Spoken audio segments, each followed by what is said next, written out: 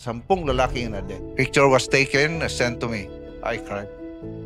Nakakaawa. Minsan yung mga pagkain na hindi maganda, kinakain na lang natin kasi wala tayong ibang makain. We have dysfunctional families, delinquent children, pag-uwi ng mga asawa, kung hindi man sumakabilang buhay, sumakabilang bahay. 10% of our people are abroad. We are talking here of the future of our children and the kind of families that we want to live. Madaling sagutin, sabihin natin hurting, but I think it's helping the economy. Hey everyone! Welcome to the Seagulls Community Podcast. This show is built to inspire and equip you with the mindset, skills, and strategies to build income, freedom, and purpose through real tactical conversations. I am your host, June, and today's episode is close to heart, especially sa mga pamilyang Pilipino. Because whether you're a parent, a sibling, or a friend, I know we all know someone na nag-abroad to provide a better life for their family. But at what cost? So today, I'm joined by someone who's seen that journey firsthand, not just from the headlines, but from the ground. Rotarian Ponciano Nonoy Ligotom is a former labor attaché who served in Rome and Oman, helping OFWs navigate the challenges of working abroad. He's also served as the regional director for Dole and dedicated his life to helping Filipino workers. Tito Noy, welcome to the show. Thank you, John, for inviting me, for giving me the opportunity to join you in your advocacy. And I believe in the saying that vida no compartida, vida no hay nada. So a life that is not shared is a life not worth living. So this is one way of sharing my life. Maybe we can inspire people to do what is best for their lives and for their families and for our country, of course. Beautiful, beautiful, Tito. Thank you, Tito, for allowing us to invite you here sa podcast natin.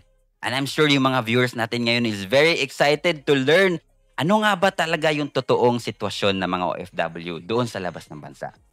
And to start this podcast and to start this show, I'd like to give our audience more information. Ano nga ba yung labor attaché? Because I think for most of us, lalo na ako, nung sinabi mo yun sa akin, parang first time ko narinig yun eh. So it's very helpful for us to siguro to clarify for some of our audience, ano nga ba yung role tito ng labor attaché and what was the experience like being a labor attaché in Rome and Oman? The work of the labor attaché is providing support for our OFWs. It's more of promoting welfare and the rights of workers, and of course looking after the welfare when they are abroad.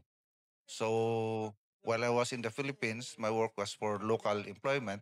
For overseas employment, we have to register and we have to monitor the recruitment agencies and the requirements and how they will handle the workers, and we will look after the welfare and promote their rights, and from the time that they go to the country until such time that will return to the Philippines, including the families, of course. Wow, amazing. So yun pala talaga yung role ng labor attaché, no? So sa mga hindi nakakaalam, someone is there to help you, someone is also watching you. So ito yung role talaga nila. Yeah, because all the recruitment authority given to recruitment agencies has to pass through the labor attaché, and all the contracts of the workers going to abroad has to also pass through the labor attaché. So it is our responsibility to ensure that workers will be protected when they are abroad. Yan, workers should be protected and that's one of the roles ni Tito as a labor attaché. And I'm sure, Tito, sa lahat ng papel na sumagi dyan sa desk nyo, sa lahat ng mga application na in-approve nyo, sa lahat ng mga stories na narinig mo sa mga tao na nag-abroad, mga hinaing nila, mga problema nila, their wins and their losses, ano yung pinaka nag-stick na stories inyo, Tito? Actually, I've been assigned to two different areas. I was first assigned in Europe. I was with the Pope, but later I was assigned in the Middle East. So I was with the Sultan and the kings. And Mm. the life of workers in Europe is a little bit better compared to in the Middle East. One story I had with an OFW in Rome, who was a cleaner, janitor siya. But nag-sideline siya after cleaning, nagbarbero siya, nagmasahe siya. So he was my masseur. At the same time, barbero. Nahirapan nga siya maghanap ng aking buhok. But he's also the barber of Cardinal Tagli and the other priest in Rome. Right now, he has already a barbershop in Rome because his wife is also in Rome. So it's a good story about overseas employment. But the problem is the children are left in the In the Philippines. Philippines. The other one is a very sad story in Middle East. May isang domestic worker that ran away kasi nagkasala siya sa nasunog ang pinaplansa niya. Afraid that will be punished by the she ran away. And she was assisted by a Filipina, but instead of bringing her to the Polo, our office, she was brought to a brothel, to a place where she was offered to different workers coming from Pakistan, India, Bangladesh. And she said to me that hanggang aabot ng 10 lalaki na de. So after 5 days, nakalaya siya with the assistance of the guard by giving herself to the guard. And when she came to the office, she told us that wag na lang mag-file ng kaso, mahirapan ako, hindi ko kilala yung mga tao, just send me back to the Philippines. But please do not tell my story to my husband and to my family. So when we asked the recruitment agency to conduct her to the Philippines, and when she arrived at the airport, she was met by her husband. Picture was taken, sent to me. I cried. Nakakaawa ang Pilipino, lalo na yung mga biktima ng sexual harassment. Marami yan. At it's a sad story for OFWs, but yan ang problema minsan. We cannot offer employment in the Philippines. So, tatakbo sila sa labas. And we are not so proud of the overseas employment. In fact, hindi natin pinopromote talaga yan, but we have to survive as a country and remittances is needed for our economy. So, we are forced. It's parang necessary evil siya sa Yeah, I totally agree, Tito. And for sure, yung story na sinabi mo ngayon lang, well, it's very disturbing. In fact, nung narinig ko siya, it's my first time hearing that story. I'm quite sure that's not unique. marami sila.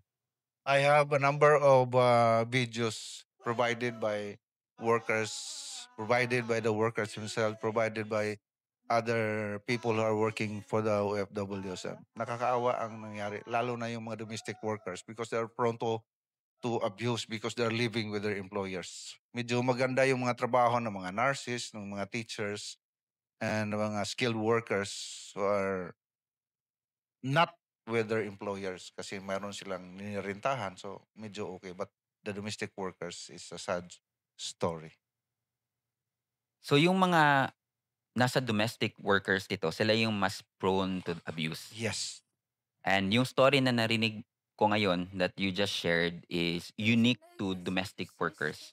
Yes, very different ang experience ng domestic workers, lalo na in countries which are not compliant to International Labor Organization standard. Like what countries are those? These are mostly coming from the Middle East. But the European countries, they are compliant with the ILO standard. So, ang sabi ko nga, ang mga employers in Rome or in other European countries, natatakot sa mga OFWs. But the other side in the Middle East, ang ating mga workers ay natatakot sa mga employers because mayroong tinatawag na kapala system. It's by sponsorship. Ang pinapractice pa nila yung kinukuha yung passport, kinukuha yung residence permit. So, hindi makaalis yung tao. Parang kulong sila. Minsan, paglalabas ang mga employer, inalock ang mga bahay. Grabe, no? And yung mga countries dito, like yung sinabi niyo, yung countries within Europe that has the international laws to, it's safer, di ba, compared dun sa ibang countries. It's But- safer in those countries. But is it, It's very difficult to go there because they control the the coming in of OFWs, unlike the Middle East countries that they're asking us to send people there to work. I see. So kaya ang mga tao sa Europe, mga TNT, maraming TNT doon because it's not open, very open to migrants. I see. But those countries dito that you just shared that complies with international laws, yes, they're safe, but is there a guarantee that that particular worker na OFW doon will be taken care of and they won't be abused? Mas stricto ang mga governments in Europe in protecting workers, whether their own nationals or mga expats. So medyo protektado talaga ang workers doon sa European countries compared to the Middle East. And marami ring mga organizations helping OFWs in some European countries. Wow, grabe. Kaka-start pa lang ng session natin, While guys. Few questions, pero grabe, eye-opener na yung mga naririnig natin na information from Tito Noy, no? And Tito, I just wanted to ask, ano ba yung usual na hindi nakikita ng mga Pinoy? Kasi pag sinabi kasi nilang abroad, greener pasture agad, malaki yung sweldo, maganda yung kitaan. Pero based on your experience dito, ano ba yung usually hindi nila nakikita na mga consequences on going out abroad? I think hindi ko masasabing hindi nila nakikita. I think minsan yung mga pagkain na hindi maganda, kinakain na lang natin kasi wala tayong ibang makain. So the social cost of overseas employment is very, very, very problematic. We have dysfunctional families, delinquent children, and pag-uwi ng mga asawa, kung hindi man sumakabilang buhay, sumakabilang bahay, and then sabi nila, we don't have work in the Philippines, so we have to go back as magbalik trabaho. And then, kung wala ka ng asawa doon, so I would rather work abroad. But what happened to the children? If this will continue, this so-called diaspora is, of course, economically it's helping us. We are receiving more than 1.6 trillion a year as remittances. So the Philippines has to survive, and we need dollars because we are not an exporting country. We are an importing country. So we Correct. cannot print dollars. So we have to use the remitted, and if we cannot have the remittance, then we have to borrow. You have to borrow from World Bank, Asian Development Bank, or multilateral sources, or borrow from our people. Kaya lumalaki ang ating utang. Of course, we need dollars. Correct. So in some ways, the OFWs are helping in terms of remittances because we're Yes. importing in dollars. However, as you have mentioned, yung pinakamalaking consequence is social cost. Would you Yeah. agree, Tito? Yan yung Yes, nandoon sa nasa pamilya, sa mga anak, in families. Of course, the country, nabigyan tayo ng pagkakataon na magkaroon ng dolyares, and our government needs dollars, okay lang yun. But at the cost of people, the cost of dysfunctional families. Napakasakit, nahirap. Sabi ko nga, when I was in the Philippines, parang ang mga trabahante at mga employers ang umiiyak sa akin. Ako yung nagtrabaho sa labas, ako na ang umiiyak. Very, sometimes emotional ako na nakakaawa ang ano. But of course, maraming good stories. But even if there's only one or two, but when people are abused, that's already a concern. Usually ang na problema the domestic workers. At marami ring lumalabas na hindi dumadaan sa POEA or sa ngayon sa Department of Migrant Workers. So, turistang lumabas. Pagdating doon, sino mag-protest kanila? They are undocumented. Kaya nga, on a daily basis doon when I was in Dubai, UAE, 100 workers naka-standby dyan sa polo or dyan sa embassy kasi they run away but they cannot go home because they don't have documents. Yun. Kasi wala silang, turista sila. At pag alis pa nila, illegal ang pag-alis nila. And sometimes this alis is, mayroong nagkakapera diyan sa pag-alis ng mga tao na. Pagdating ng problema, who will help them when they are not documented? Yun. Reminder lang, no, sa mga audience na nanonood dyan and doon sa mga may planong lumabas abroad. Guys, huwag kayong mag-shortcut. Dahil yung right process will mean protecting you the right way. So, dapat sakto yung documents, dumaan kayo doon sa POEA. or in the Department of Migrant Workers na ngayon. And maalala ko yung nanay ko diyan, John, sa Bisaya pa, may nanay mo siya, matagal kasi nag-cut short man. Nadugay kay naglaktod. So when you cut short, be careful because you might be in trouble. So it's good to follow what is provided by law and the support that is established by the Philippine government. In fact, we are one of the best in terms of protecting OFWs. Many countries are copying our systems of having the POA or migrant workers, the OWA. In fact, some workers from other countries like Africa and other Asian countries, when they run away, they go to our polo because their embassies are not protecting as the way we protect our workers. Wow, that's a very good point there. Ngayon ko lang narinig yun. Actually, Tito, medyo na-curious ako dun sa binanggit mo kanina. Are we the number one migrant worker suppliers? We are one of we have 10% of our people are abroad.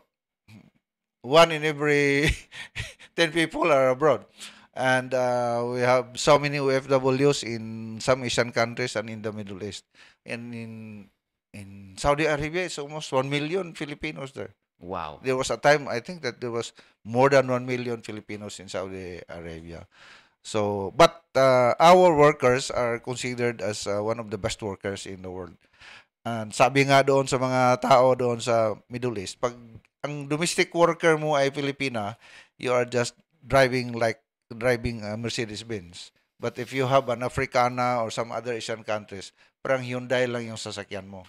So, kasi magaling mag-English ang ating mga workers. They are teachers. Yan ang problema. Kasi mga teachers at mga masyadong edukado, naging domestic workers and leaving their families, leaving their children, nga wala ngang tutor, wala ngang nag-alaga. So, napakasakit, Kuya Ede, yung ganung nangyayari. So, I think it should not be a long yung plan for people to stay there. Maybe just to earn for a number of years. I think they should come back. And the problem is if we cannot provide the kind of workers that the kind of work that the workers would need to survive, then we will continue sending people abroad.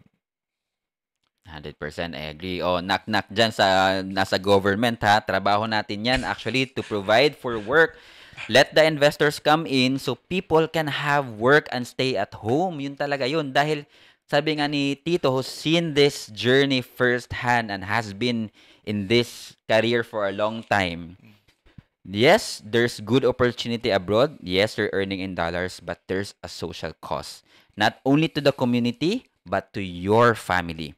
So if you're someone who's already a family man, may mga anak ka na, maybe consider it. Right? And to that point, Tito, you've mentioned social costs. How deep na yung consequences with social costs dahil sa nangyayaring migration ng mga Pinoy? And kaya pa ba nating baliktarin yung situation? Before I will answer that, John, balikan ko yung sinabi mong investment because when I was with the department, parang akala ng mga tao na ang trabaho ay ibibigay ng Department of Labor. Job or work is a function of investment. Kung walang investment, walang trabaho na ma-generate, so walang employment ng mga tao. So, employment is a one country, one nation approach. Kung maraming bomba at saka kidnapping sa isang lugar, sino mag-invest? Kung masama ang karsada, walang power, walang kuryente, sino mag-invest doon? If the peace and order is a problem, if the justice system is a problem, who will invest in our country? If there are no investment, no job generated, so kahit anong job fair ang gagawin natin, walang mangyayari because what is more important is job generation than job facilitation. Kasi magkita lang talaga yung maghanap naman ang trabaho kung mayroong trabaho. Kahit anong klaseng job fair ang gagawin mo, walang mangyayari pag walang job generated ang ating ekonomiya. So in terms, balik yung question mo on social cost. We are talking here of the future of our children. and the kind of families that we want to live because we're going out to earn a living. Kasi gusto nating magkalupa, magkabahay, magkasakyan, and then pag balik natin dito, we should be happy with our families. Correct. But yung iba hindi nakapaghanda hanggang tumanda nandoon pa rin sa labas. So they don't have that time to enjoy with their families. The children are growing without their parents. Napakahirap. So kung sabihin mong cost, that's the number one cost is families. Kasi why are we here? We are here for our children. We are here for our families. We are here for our people. So yan. It's a big task of government. Lahat ng ahensya na magtrabaho that will be able to attract investors, local and overseas investors, because when they bring in money, they create industries, then people will be employed. And when there is employment, there's money moving in the economy, then kasi pag wala kang pera doon, hindi ka magpamasahe doon sa doon ka sa asawa ka lang magpamasahe. So walang perang involved doon. Correct. So, pag doon ka nagpamasahe sa isang masahista na buta, ay yung perang natanggap niya, ibili niya ng sa sari-sari store, sasakay siya ng pedicab or kakain siya sa labas. So, it will create movement in the economy. So, ang nangyari ngayon na walang trabaho, ayuda tayo ng ayuda. So, we are putting money into the pockets of people in order to create demand in the economy. But that cannot survive for long. We need to earn money, not receive money from ayuda, other sources to keep the economy moving. On that point, Tito, do you think the OFWs are helping or hurting our social structure? Madaling sagutin na sabihin natin hurting, but I think it's helping the economy. Yan. So it's helping the economy.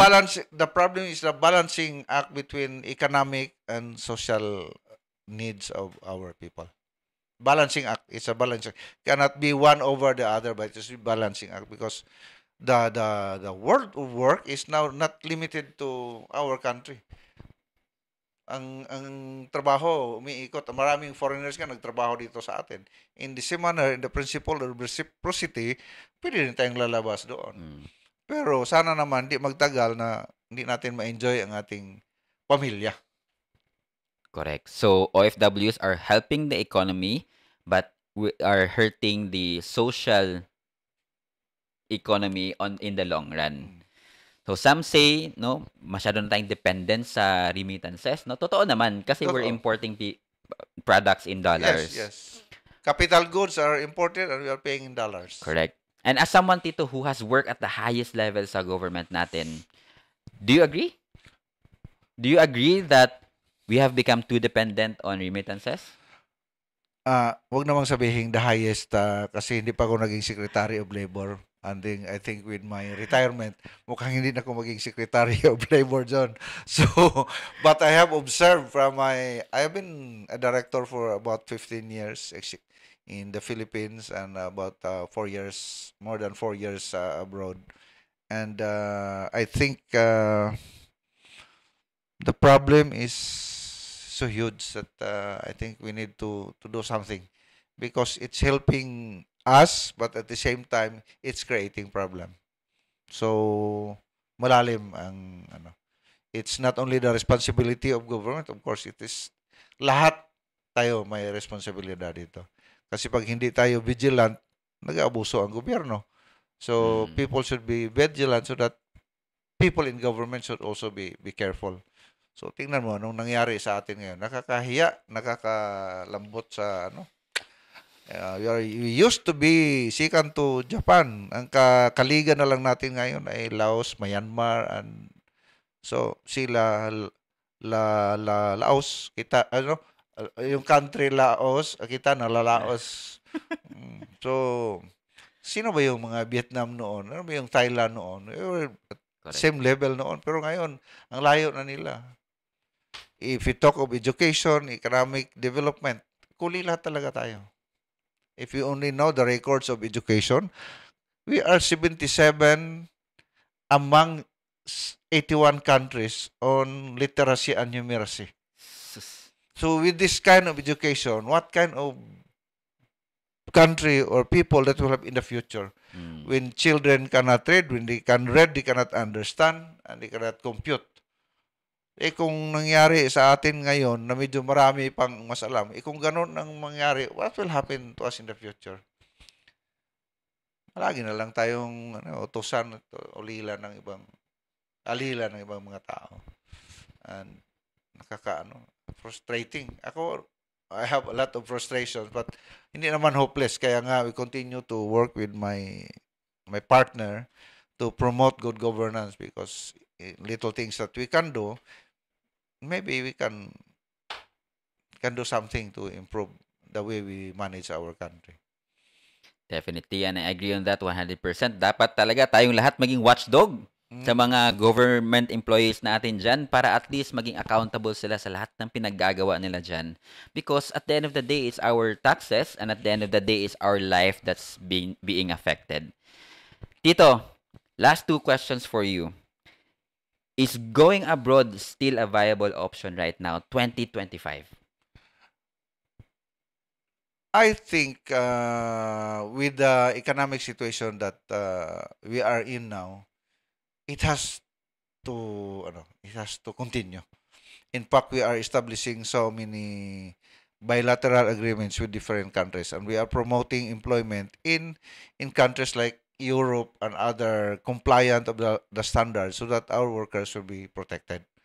But it should not be, because when this started during the time of Secretary Oakley, stopgap measure lang ang overseas employment noon. Stopgap lang. Pero naging regular na siya ngayon, because we cannot survive without the remittances. So, importante pa rin maglabas. But if we can develop our skills and promote our own industries and do something in our country, hindi naman kailangan tayong yayaman. As long as we can provide for our children, mayroon namang bahay na matitirahan at mapag-aral natin ating mga, at makakain tayo ng makakarni in a week, or attend ng mayroong concert doon sa Cebu so I think people are not looking to become very rich, but well off. I think comfortable life for our people. So it has to continue. Right now, I think it has to continue. We need to send people. Kasi maraming surplus labor tayo. The graduates are not being absorbed. Ang problema pa, kasi yung mga graduates natin ay pinakamataas ang unemployed. Mahirap. Mismatch. Mismatch is another issue sa ating bansa. Maraming graduates, and yet they are not the people who are needed by industries. And if they are having that kind of training, kulang naman ang ilang kaalaman, because below the standards ang ating performance natin mga graduates. Yan ang reklamo ng mga employers natin. Kulang sa skills, soft skills, at problema, creativity, numeracy, literacy, innovativeness. So parang nasanay tayo mag-memorize lang. Ulang tayo sa critical thinking. And then, yan. Hirap nga ngayon, lanong we are so dependent in terms of provide yung suporta ng gobyerno. Sa Sikihor ngayon, wala nang pwede kang mautosan magbayaran na mag-plow sa field, kasi naghihintay na lang ng ayuda. So it's affecting our agriculture, it's affecting our productivity, and it's affecting the mindset of people that hintay na lang. And then, how can we also demand people from government, our leaders, ng pag-eleksyon, binibinta naman ang ating, napakamahal ang butante sa aming isla. 10,000 ang butante doon na bayad sa election. So, there's a need to, recasting? Ano ba yun? Reform. Refurbish. Baguhin talaga natin ang sistema. Yeah. So, going abroad, guys, is still a viable option for 2025 for the reason na yung Pilipinas, kailangan natin ng mga dollars na remittances. But I'd like to add on that, Tito, and in fact, yan yung mission ng ZAGE, ng Seagulls Community, which is to give out opportunities doon sa mga tao that's looking out for jobs and wants to earn in dollars. Because right now, you can earn in dollars without going abroad. And I think if tayong lahat merong capability na gawin yun, maybe that will also solve the problems ngayon dito sa Pilipinas. At the same time, not only the economy, but also the social part, cost. Yes. which is very important. Tito, we'd like to ask a tip right now. Ano po yung ma-advise mo for someone that is young, considering going abroad and looking out for work and going to abroad? Ano po yung ma-advise niyo po sa kanila ngayon, especially with the knowledge that you have right now? I can still remember yung dating presidente ng Siliman. And he was asked about success ng buhay. Sabi niya, it's just an interplay of two factors. Opportunity and preparation. The opportunities are beyond us kasi that is offered by industries, by other countries. What is within our domain, within our area of influence is preparation. So people should be prepared so that when opportunity comes, pasok ka. It's either local employment or overseas employment. Mag-aral tayo, hindi lang yung kaalaman sa anong bagay, but it should be skills, knowledge, and proper attitude.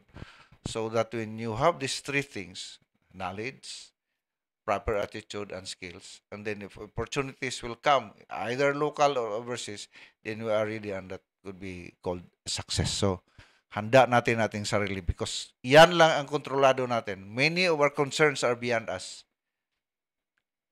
Hindi nga lahat sa atin kontrolado because there are things that we do not like but we still do. But it's good to prepare ourselves because control natin ating mga sarili to prepare for any eventuality. And in terms of employment, it can be overseas or local employment. What a beautiful advice to end the episode, guys. So, guys, yun yung takeaway natin, no? Preparation and opportunity. When opportunity comes and you're prepared, dun ka mag-excel. And that's it for today's episode. Thank you for joining us, Tito Noy. I hope this conversation has helped answer some of the questions you have, especially on going out abroad, especially right now if you're considering to go out as an OFW. If this conversation sparked something in you, whether it's a new idea, a shift in perspective, or even just a little more hope, let us know in the comments down below. And if you're someone who wants to upskill so you could take care of your family, check out the links in the description below, guys. I offer free courses only for you. Again, this is your host, June. Marami pa tayong pag-uusapan, and I'll see you on the next one.